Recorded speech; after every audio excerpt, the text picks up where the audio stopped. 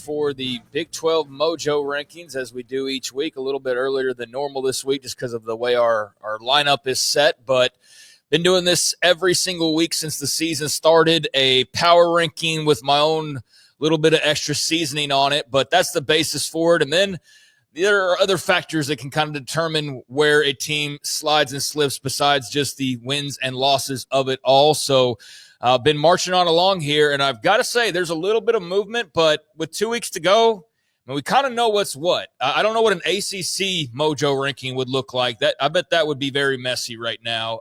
But this one, I think, is becoming pretty clear-cut as far as the bottom, the top, and even the middle, which has been actually the hardest part to kind of try and to determine throughout this season, as there's been a lot of movement in the middle, which is not really where you want to be, but where the most activity has certainly been so far. So what are we looking at this week? Let's start off, as we always do, with the bottom four. And like I said, not a whole lot of movement.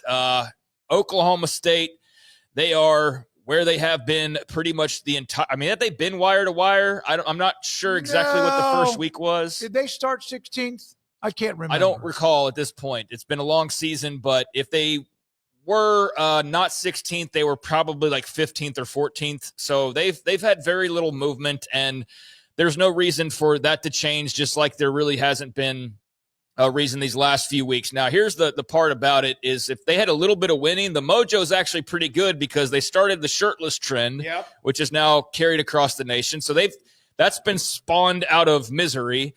And they also are excited because they know they're going to go hire Alex Golish or Eric Morris or whoever the next head coach is going to be. And this is going to be a really fun offseason for them. But for right now, it's clearly been a very forgettable year overall and in general for them. And so Oklahoma State is sitting there at number 16. And last week, I got to say, I thought we were going to be in a situation where we might be moving them off that Kansas State game. They had it, man. Yep. They had the ball in K-State territory a handful of times and either turned it over on downs. Missed a field goal, I believe. They lose by 8 to K-State there in Stillwater. So, man, that got really, really dicey for Kansas State. But Oklahoma State almost had themselves their first Big 12 win in 2 years, which actually dates back to that Baylor Big 12 title game. They have not won a Big 12 game since before then. So it's been a drought, and they came very, very close. And I was hoping for their sake, for just a little bit of something, that they would pull that off. Sorry, K-State fans. But you know what? As I'll get to, I think K-State fans would almost have welcomed it, just to drive a dagger into what's going on in Manhattan right now. Colorado, coming off of last week in the bye, just no reason to move them anywhere other than where they are right now. They've got a lot of things to figure out, obviously, but they get a little bit of a mojo boost as well just because of Deion seemingly confirming, indicating he will be back next year. And one thing I didn't mention with either him or Sark is the ADs. Like, Deion acknowledged Rick George leaving. That's not going to be an issue as far as him suddenly being worried about his job or not getting along with the next AD. He's already addressed that. And then Del Conte's publicly told the rumor mongers out there of like, Sark's not going anywhere, but I understand that's not going to get the clicks and the views and all that jazz. But I just wanted to mention that as well with the Rick George Deion part of this thing. UCF, man, it's been a tough year for them, just obliterated by Tech last week. And so no reason to move them. And then Kansas didn't play last week, but they were coming in off of some losses and just a lot of hand-wringing about Lance Leipold and whether he's the guy to get them over the hump. And so, like I said, man, the tops and bottoms have pretty much established themselves here, and even the middle starting to sort itself out. So there's the bottom four. Anything you guys would change? Would you drop UCF under Colorado? No. I think the coffin is a little much. I think the coffin's a little much. Yeah, I will say this. Last year, months ago, I said on the show that Oklahoma State would finish dead last again, and it's maybe the only thing I've been right about in a whole year. So I feel pretty good about that because they'd made literally no changes. Like they were bad last year. They made literally no changes, and the same thing happened. But, yeah, I think Colorado, just given the fact that, man, they're kind of a tough watch right now. To UCF, not much different.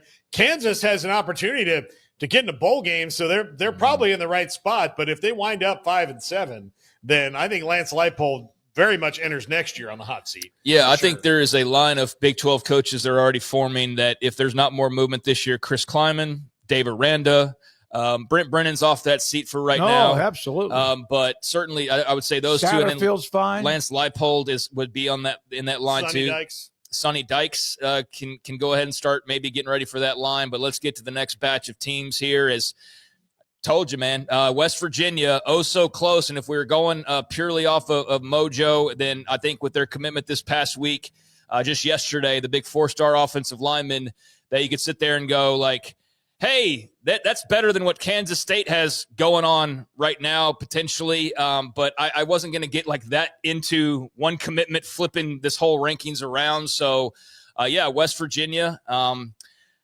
I think, is a team that at least has something going for it, but you lose to Arizona State, so I can't credit you for losing a game, although that game was very much there for the taking, and they could have potentially have been able to win that with the fourth quarter rally, but just not enough time and not enough plays to make that happen. So they're coming off that loss to ASU and stay where they are. Kansas State, just mentioned them, barely eking out a win over Oklahoma State last week. I mean, by the skin of their teeth. They're not very good. You just had probably your best player, Jace Brown, go down for the rest of the year. So now that's another ding on your offense. Avery didn't play well, but he's not really the story. They just don't. I mean, now without Jace Brown, they have like no playmaking outside of Avery. And I think just Kleiman, you get to that point where you're really annoyed with the coach and there's like nothing he can say that makes you feel any better. And in fact, like when he keeps going to the well, it just annoys you more and more and more because it just sounds like excuses. That's like where K-State is. Like Dave Aranda, very much the same way of like, oh, you really thought you were super prepared for this one, huh? Oh, you thought you guys were ready? Okay, yeah. And so Chris Kleiman just sounds like a guy who is kind of making excuses at this point for the K-State fans at least. And then there's Baylor. I mean, this is just a wallowing group of just it's not good, man. Like, but they're not worse than Oklahoma State. They're not worse than Colorado at this point or UCF, but none of them did anything to separate themselves to jump up because Baylor gets crushed by Utah and then TCU falls on their face. And Josh Hoover is not playing to the level that I thought he was going to be able to play at this year. He's had moments here and there, but they lose their second consecutive game and get absolutely crushed by BYU. TCU fans, they're going to jump in front of K-State and Baylor if this drags out a little bit longer. They want to jump in front of traffic right now. Well, and they're not happy. And so I know how this looks, but folks, this is what it is. Like these teams either didn't play or they all lost. So that's the bottom half of the league right now. And you can determine on whether the mojo is slightly better, but there is a complete lack of mojo with the exception of Oklahoma State feels great. They're going to have a new head coach soon. Colorado actually feels good because Deion's seemingly confirming he'll be back next year. And then West Virginia feels good because of the big commitment. And it looks like Rich Rod's like, they're starting to put it together a little bit. Talent, yep. But you got to win games too. So there you go. There's the bottom half of the league right there.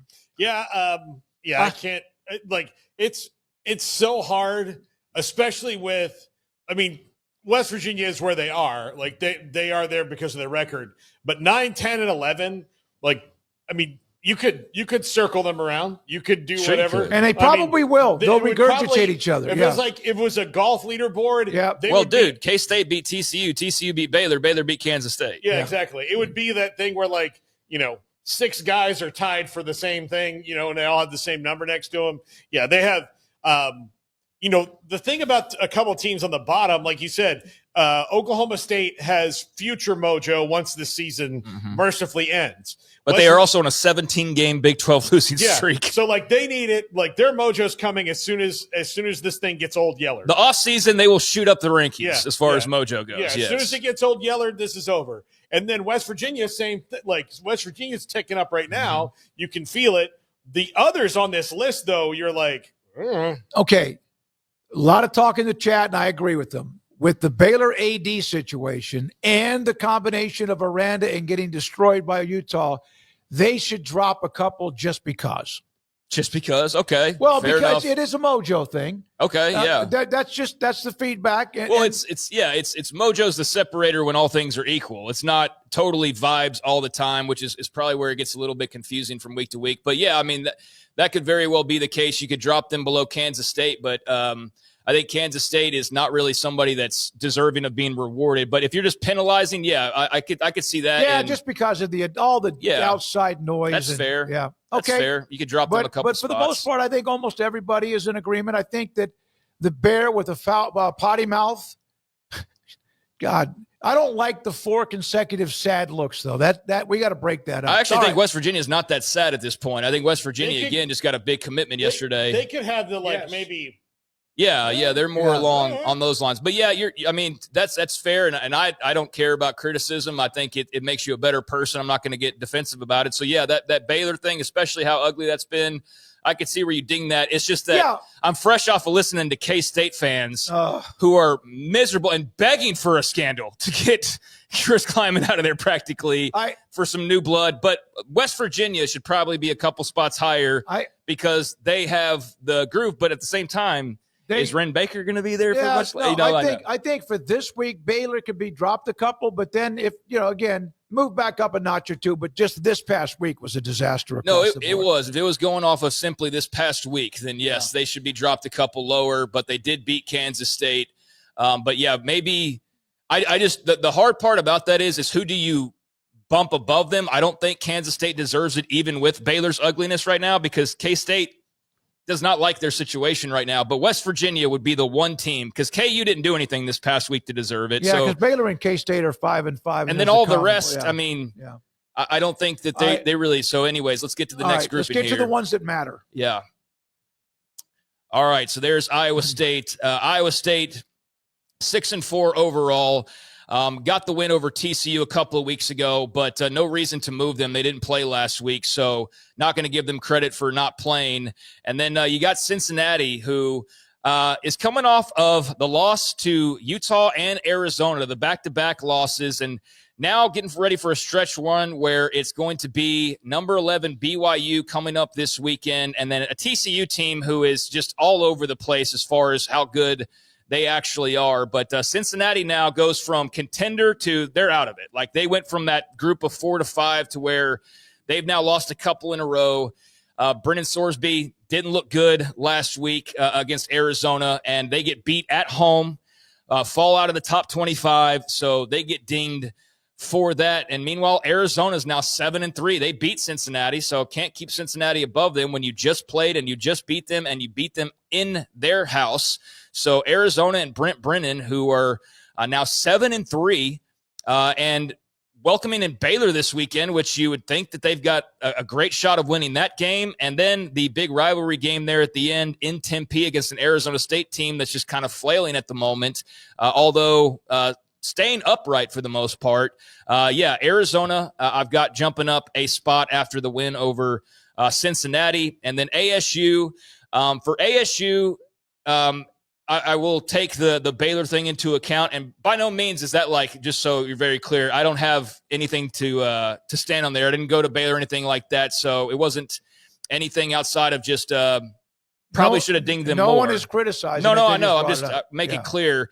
But for Arizona State, I am dinging them for vibes because just yesterday, your star quarterback, his brother's having to jump into DMs for Pete Nakos to deny reports that he is shopping himself around. And you know what? I don't believe his brother. Yeah. I don't believe Dallin. I believe that they probably are shopping him around. And then you also have on top of that Kenny Dillingham very timely asking for the local businesses. It was not a bad thing. All coaches do that, but trying to drum up some money. And I just feel like with Arizona State right now, they're kind of getting hit with the vibes a little bit. Kicking the nuts. They're getting hit with the vibes a little bit. That was a punch to the gut. Yeah. So all right, top 4 now.